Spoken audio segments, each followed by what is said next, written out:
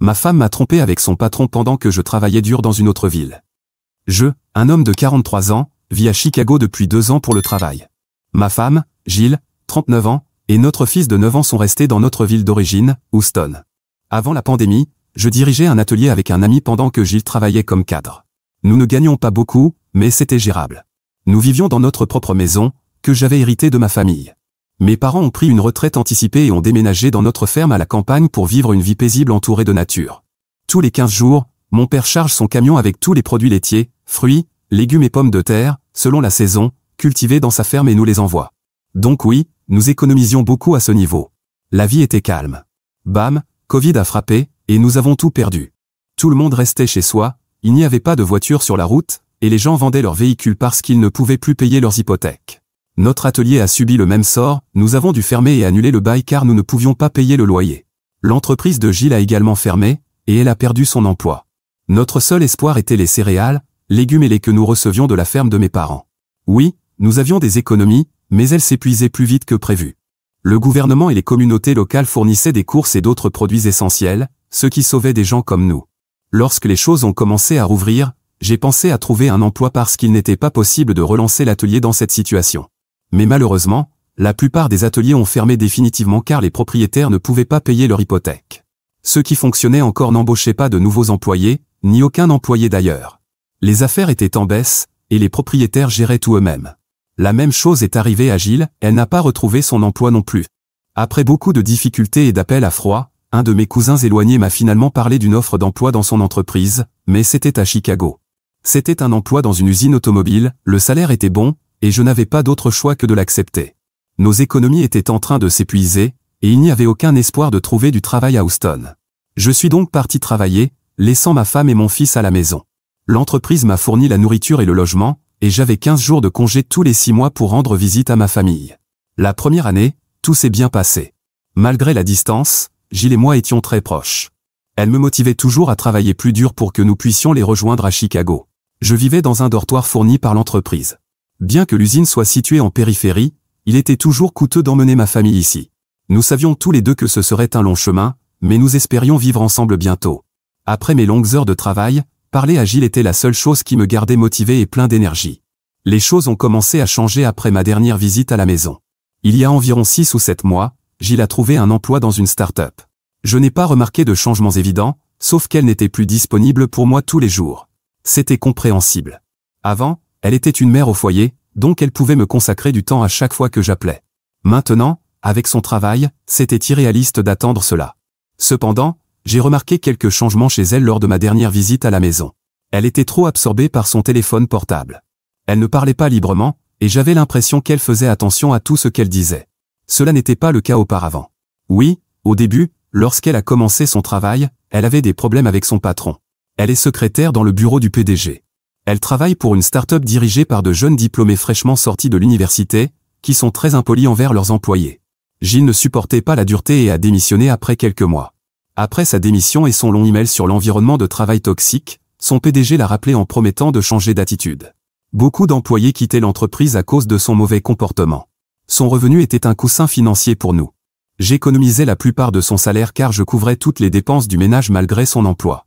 Cela a accéléré notre projet de vivre ensemble. Elle a retiré sa démission et est revenue. Les choses se sont améliorées pour elle, et elle m'a dit que son patron était désormais beaucoup plus poli et respectueux. Il semblait que tout était réglé. Avançons de 3 mois, et Jill m'a dit que son patron, le PDG, allait assister à un sommet d'investisseurs de 5 jours à Dublin et voulait que Jill l'accompagne. Au début, elle a refusé parce qu'elle ne pouvait pas laisser notre fils seul pendant 5 jours, mais son patron lui a proposé de le faire accompagner à leurs frais. Honnêtement, je n'ai aucune idée de la manière dont ces entreprises fonctionnent, comment elles peuvent se permettre de dépenser autant pour des choses aussi inutiles que ces voyages, mais bon, j'ai laissé Jill décider. Elle a dit que c'était important pour sa carrière, et elle est partie. Cela peut sembler possessif, mais je me sentais mal à l'aise avec son voyage, mais je n'ai rien dit. Elle m'appelait régulièrement et me tenait informé pendant le voyage. Je faisais des appels vidéo quotidiens avec mon fils, et nous avons continué pendant le voyage. Il était très excité de découvrir un nouvel endroit, c'était sa première fois en dehors de Houston. Avec le temps, je me suis détendu. Il n'y avait aucun changement évident chez Jill après le voyage, rien de ce que je lis dans les confessions ici, comme m'ignorer ou devenir distante, etc. Cependant, je n'écrirais pas ceci si je n'étais pas rentré à la maison le mois dernier. Je ne lui ai pas donné la date exacte de ma visite, je voulais lui faire une surprise. Je l'avais déjà fait, mais cette fois, elle était plus surprise que ravie de me voir à la porte. Son visage ne s'est pas illuminé en me voyant, elle était morose, bien qu'elle ait prétendu être excitée, mais vous savez, vous pouvez remarquer ce subtil changement chez votre partenaire. Ensuite, elle était très prudente avec son téléphone et en général avec elle-même. Lorsque vous retrouvez votre partenaire après 6 mois, vous voulez évidemment de l'intimité. Avant, elle se jetait sur moi la première nuit de mon retour. Mais cette fois, elle semblait réticente. Je lui ai demandé ce qui n'allait pas. Elle a répondu que rien n'allait mal. Elle agissait comme une écolière timide, faisant attention à elle-même et n'initiant rien. Je ne sais pas, j'avais l'impression qu'elle avait peur que je découvre quelque chose. Je l'ai confrontée, mais elle n'a pas reconnu qu'il y avait quelque chose d'anormal. Du moins, dans les jours suivants, elle est redevenue normale. Je ne suis pas très fier de le dire, mais j'ai fouillé dans son téléphone cette même nuit après qu'elle se soit endormie. Non, il n'y avait rien. Les conversations avec son patron portaient uniquement sur des sujets liés au travail. Il n'y avait pas d'appel suspect, et la galerie était vide. Pendant qu'elle était en voyage d'affaires, j'ai demandé à mon fils des détails sur leur voyage à Dublin, et rien de suspect n'en est ressorti non plus. Je suis retourné au travail après les vacances, heureux et content. Il y a une semaine, Gilles m'a de nouveau dit qu'elle allait partir pour un voyage d'affaires de 2 jours en Floride avec son patron, et cette fois sans notre fils.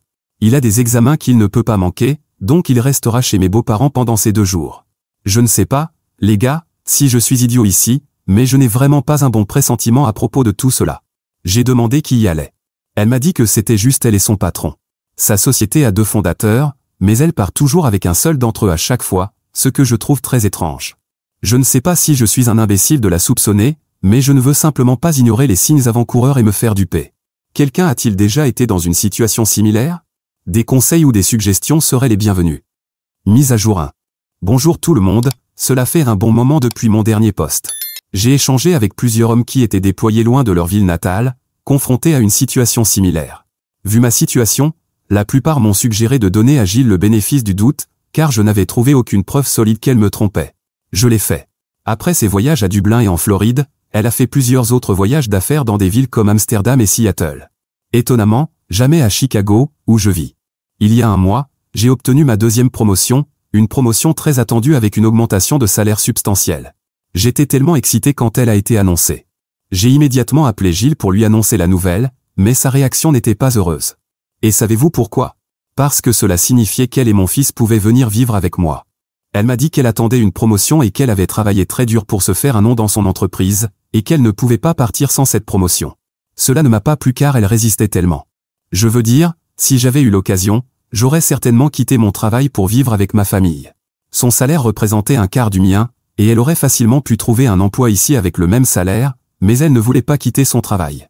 Cela a conduit à plusieurs disputes et arguments entre nous, mais elle a changé de raison en disant que c'était à cause de notre fils, que son école et son programme scolaire seraient perturbés. Mon fils est passionné de football et s'entraîne dans un club communautaire. Je l'ai rassuré en lui disant que je trouverais un bon club d'entraînement ici, mais elle a résisté, en disant que déménager ici signifierait une interruption complète dans la vie de notre fils. Certaines de ces raisons étaient compréhensibles, mais j'avais l'impression qu'elle ne voulait jamais partager une maison avec moi. Finalement, nous avons conclu que nous attendrions une autre année, épargnerions un peu plus d'argent, puis réfléchirions à cette décision. 2 ou 3 mois plus tard, Gilles m'annonce qu'elle veut déménager à Chicago avec moi. Je lui ai demandé ce qui avait changé tout d'un coup. Elle m'a dit qu'elle avait simplement changé d'avis et que notre fils avait besoin de moi. Il y a quelques mois, lorsque nous nous disputions à ce sujet, elle expliquait qu'il ne fallait pas perturber le programme scolaire de notre fils. À ce moment-là, l'année scolaire pour la classe de notre fils venait de se terminer, et il aurait été plus facile pour nous de l'inscrire dans une nouvelle école à Chicago. Maintenant, sa nouvelle année scolaire a commencé, et il serait très difficile de l'inscrire en cours d'année.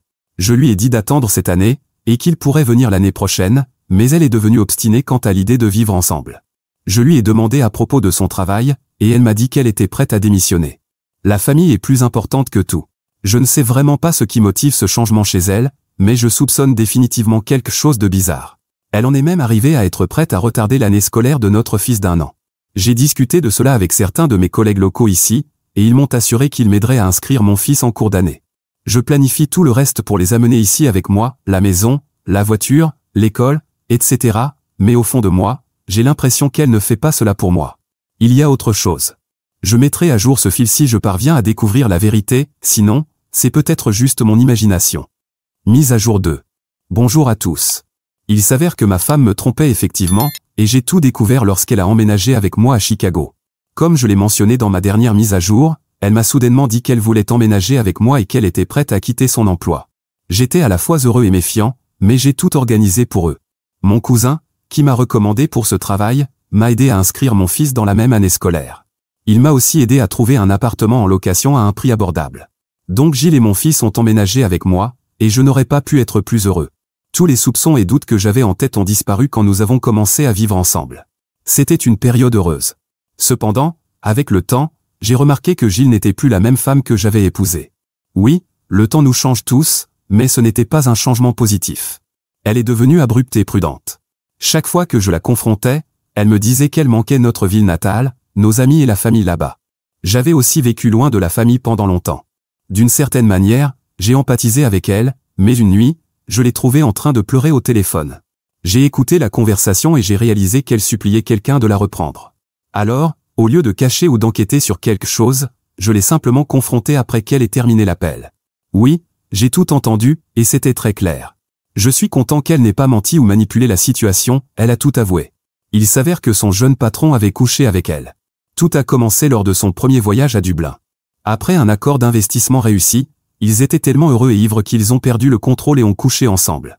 Après cela, ils l'ont fait chaque nuit après que notre fils soit endormi. Cela m'a tellement dégoûté que j'avais envie de la frapper à ce moment-là. Ils ont continué à le faire même après le voyage et à chaque voyage d'affaires qu'ils ont fait ensemble, c'était plus un voyage de plaisir. C'était la raison pour laquelle elle ne voulait pas quitter son travail.